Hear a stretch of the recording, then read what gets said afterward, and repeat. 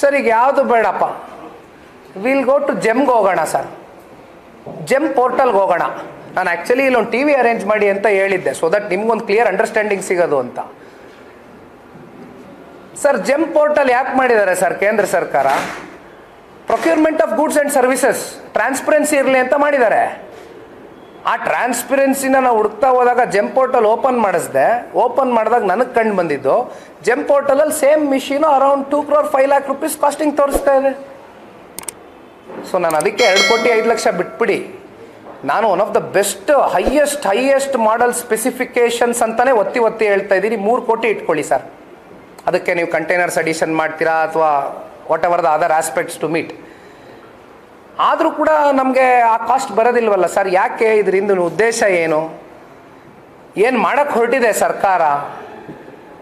ಏನು ಮಾಡೋಕ್ಕೆ ಹೊರಟಿದ್ದಾರೆ ಬೆಂಗಳೂರಿನ ಉಸ್ತುವಾರಿ ಮಂತ್ರಿಗಳು? ಸರ್ 4 ತಿಂಗಳು 5 ತಿಂಗಳು 6 ತಿಂಗಳು ಆಗೋಯ್ತು, ಗುಂಡಿ ಮುಚ್ತೀವಿ ಅಂತ ಗಡುವು ಕೊಟ್ಕೊಂಡ್ಬಂದರು. ಇಲ್ಲಿವರೆಗೂ ಎಷ್ಟು ಗುಂಡಿ ಮುಚ್ಚಕ್ಕಾಗಿದೆ? ಎಷ್ಟು ಫ್ಲೈಓವರ್ಗಳು ನೆನೆಗುದ್ದಿಗೆ ಬಿದ್ದಿದೆ? ಆ ಫ್ಲೈಓವರ್ ಕಂಪ್ಲೀಷನ್ ಮಾಡೋದಕ್ಕೆ ಎಷ್ಟು ಅನುದಾನ ಬಿಡುಗಡೆ ಮಾಡಿದ್ದೀರಿ? ಅದ್ರ ಪ್ರೋಗ್ರೆಸ್ ರಿಪೋರ್ಟ್ ಏನು? ಅದನ್ನು ಚೆಕ್ ಮಾಡಿದ್ದೀರಾ? ಅದನ್ನ ಏನಾದ್ರು ಸಾರ್ವಜನಿಕವಾಗಿ ಪಬ್ಲಿಕ್ ಮುಂದೆ ಒಂದು ಪಬ್ಲಿಕ್ ಡಾಕ್ಯುಮೆಂಟಾಗಿ ರಿಲೀಸ್ ಮಾಡ್ತೀರಾ?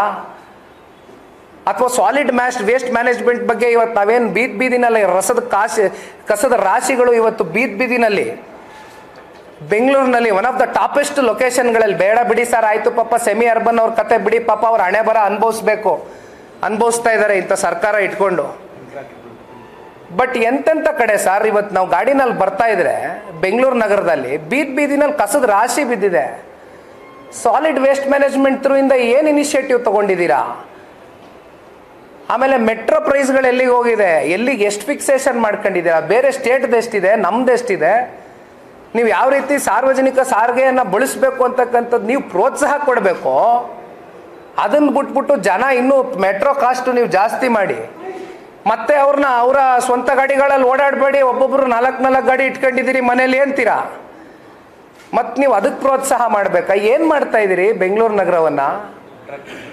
ಹಾಂ, ಅಫ್ಕೋರ್ಸ್ ಸರ್, ಕಾಂಟ್ರಾಕ್ಟರ್ಸ್ ಬಿಲ್ ಅಂತೂ ನೀವು ಕೇಳಂಗೆ ಇಲ್ಲ. ಹತ್ತತ್ರ 1,33,00,000 ರೂಪಾಯಿವರೆಗೂ ಪಾವತಿ ಆಗಿಲ್ಲ ಸರ್ ಕಾಂಟ್ರಾಕ್ಟರ್ಸ್ ಬಿಲ್ಲು. ಸಣ್ಣ ಕಾಂಟ್ರಾಕ್ಟ್ರು, ದೊಡ್ಡ ಕಾಂಟ್ರಾಕ್ಟರ್ಗಳು ಎಲ್ಲರೂ ಕೂಡ ಇದರಲ್ಲಿ ಸಿಗಾಕೊಂಡಿದ್ದಾರೆ. ಅದೆಲ್ಲ ಬಿಡಿ, ಆಯಿತು ಪಾಪ ನಿಮ್ದು ಅದೆಂಥದೋ ಇನ್ನೊಂದು ಸ್ಮಾರ್ಟ್ ಮೀಟರ್ ಸ್ಕ್ಯಾಮ್ ಬಗ್ಗೆ ನಾವು ಮಾತಾಡಿದ್ವು. ಅಲ್ಲಿ ಭಾರತೀಯ ಜನತಾ ಪಾರ್ಟಿಯಿಂದ ನಮ್ಮ ಮಿತ್ರ ಪಕ್ಷದ ಮಾಜಿ ಉಪಮುಖ್ಯಮಂತ್ರಿಗಳು ಅಶ್ವಥ್ ನಾರಾಯಣ ಅವರು ಕೂಡ ಅಡ್ರೆಸ್ ಮಾಡಿದರು ಸ್ಮಾರ್ಟ್ ಮೀಟರ್ ಸ್ಕ್ಯಾಮ್ ಬಗ್ಗೆ. ಈ ಪ್ರತಿನಿತ್ಯ ನೀವು ಹಗರಣದಲ್ಲೇ ನೀವು ಈ ಥರ ಮುಳುಗಿದ್ರೆ ಬೆಂಗಳೂರು ನಗರದ ನಾಗರಿಕರ ಪರಿಸ್ಥಿತಿ ಏನಾಗಬೇಕು ಸರ್? ಗುಂಡಿ ಮುಚ್ಚಕ್ಕೆ ದುಡ್ಡಿಲ್ಲ ಅಂತೀರಾ, ಅಥವಾ ದುಡ್ಡಿದೆಯೋ ದುಡ್ಡಿಲ್ವೋ ಅಂತನಾರು ಓಪನ್ ಆಗಿ ಹೇಳಿ. ಮಾತೆತ್ತಿದ್ರೆ ಕುಮಾರಸ್ವಾಮಿ ಅವರೇನ್ರಿ ಕೇಂದ್ರದ ಪ್ರಧಾನಮಂತ್ರಿಗಳಿಗೆ ಮಾತಾಡಿ ಗುಂಡಿ ಮುಚ್ಚಕ್ಕೂ ದುಡ್ಡು ಕೊಡಿಸ್ಬೇಕಾ ಸರ್? ಪ್ರಧಾನಮಂತ್ರಿಗಳಿಂದ ಬೇಕಾ? ಕುಮಾರಣ್ಣನ ಕಡೆಯಿಂದ ಅದು ಪತ್ರ ಬರೆಯೋದಾ? ಅದಾದರೂ ಹೇಳಿ ಹೋಲಿ ಗುಂಡಿ ಮುಚ್ಚಕ್ಕೂ ದುಡ್ಡಿಲ್ಲ ಅಂತ. ಗುಂಡಿ ಮುಚ್ಚಕ್ಕೆ ದುಡ್ಡಿಲ್ಲ, ಗುಂಡಿ ಮುಚ್ಚೋದಕ್ಕೆ ಗಡುವು ಕೊಟ್ಟಿದ್ದೀರಿ. ಆ ಗಡುವು ಅದು ಎಷ್ಟು ಸಲ ಗಡುವು ಕೊಟ್ಟರೋ ಗೊತ್ತಿಲ್ಲ, ಮಿತಿ ಮೀರೋಗಿದೆ. ಇಬ್ರು ಕೊಟ್ಟಿದ್ದೀರಾ. ಕೊನೆಗೆ CM ಅವ್ರು ಕೇಳಿದ್ರೆ ನನಗೆ ಗೊತ್ತಿಲ್ಲ ಕಣೆ, ಕೇಳ್ಕೊಳಪ್ಪ ನಮ್ಮ ಉಪಮುಖ್ಯಮಂತ್ರಿಗಳನ್ನ ಅಂತ ಮುಖ್ಯಮಂತ್ರಿಗಳು ಮೊನ್ನೆ ಹೇಳಿದ್ದು ಕೂಡ ನಾವು ನೋಡಿದ್ದೀವಿ. ಸೊ ಹೀಗೆಲ್ಲ ಇದ್ದಾಗ ಅದ್ರ ಮಧ್ಯೆ ಇದು ಯಾವ್ದು ಸರ್? ಇದು 613 ಕೋಟಿ ರೂಪಾಯಿ ಸರ್. ಯಾರ ಮನೆ ದುಡ್ಡು ಸರ್? ನಮ್ಮನೆ ದುಡ್ಡು ಅಂದರೆ ನಾವು ಈ ಥರ ಸ್ವೇಚ್ಛಾಚಾರವಾಗಿ ಆಲೋಚನೆ ಮಾಡ್ತಾ ಇದ್ವು ಸರ್.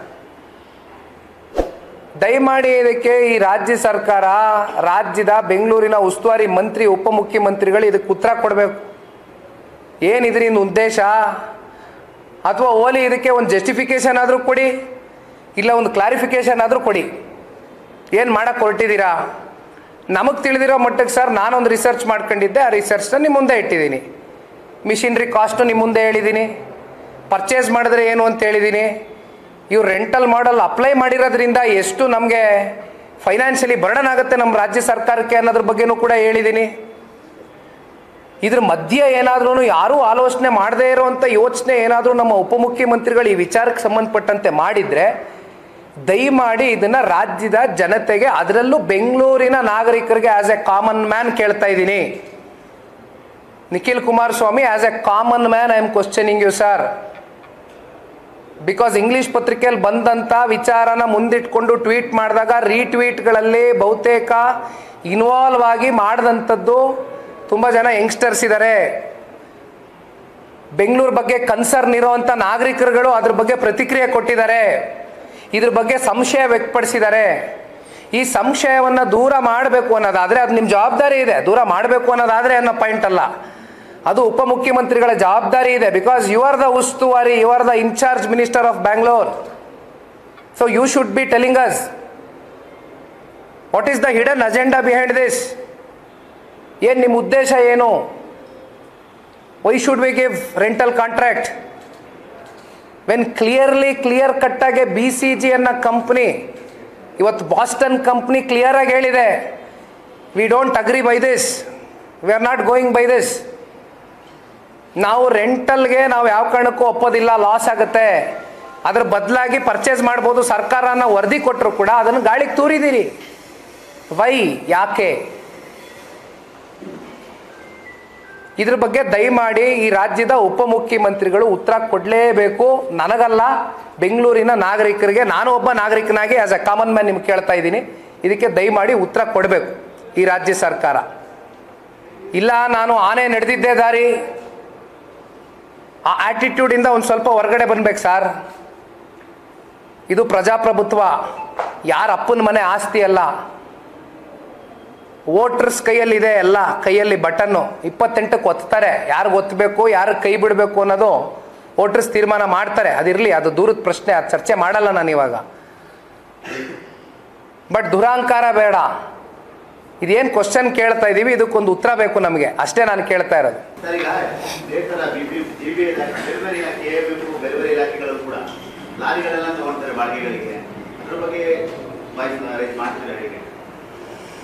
ಸರ್ ನೋಡಿ, ಈಗ ಕ್ಲಿಯರ್ ಕಟ್ಟಾಗಿ ಈ ಮಾಡೆಲ್ ಬಗ್ಗೆ ನಾನು ನಿಮಗೆ ಮುಂದಿಟ್ಟಿದ್ದೀನಿ.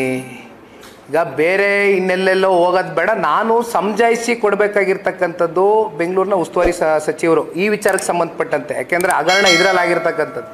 ದಯಮಾಡಿ ಅವ್ರು ಇದಕ್ಕೆ ಉತ್ತರ ಕೊಡಲಿ, ಮುಂದಕ್ಕೆ ನಾವೇನು ಹೇಳ್ಬೇಕು ಕೇಳ್ತೀವಿ.